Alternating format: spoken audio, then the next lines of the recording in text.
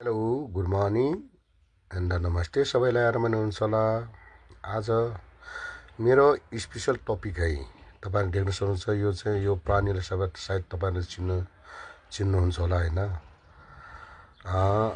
यो चाहिँ आज कसरी यसलाई चाहिँ मैले भिडियो बनाउन मैले चाहिँ सफल भयो भनेपछि आज एक्ज्याक्टली म चाहिँ मेरो छुट्टीमा चाहिँ प्रायः जसो म चाहिँ टाइम पासको लागि कहिले समुद्रमा चाहिँ यसो फिसिङतिर जान्छु।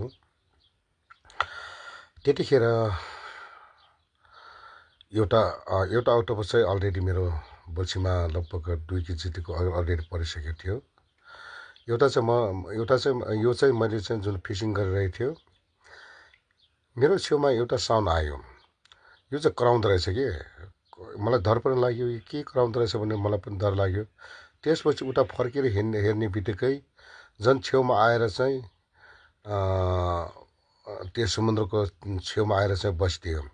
त्यतिखेर मैले चाहिँ यसलाई चाहिँ च्याप्रेको समातेर बाहिर फालेँ।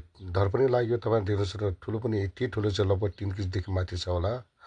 यति ठुलो छ कि हेर्नुहोस्, तपाईँ देख्नुहोस्, यो भित्र गयो भने, यो पानी मुनि गयो भने यसरी लुक्दो रहेछ। तपाईँ देख्नु सक्नुहुन्छ। यो कलर चेन्ज गर्छ, यसले पुरा कलर पुरा एक्ज्याक्टली यसले चेन्ज गरेकै हुन्छ।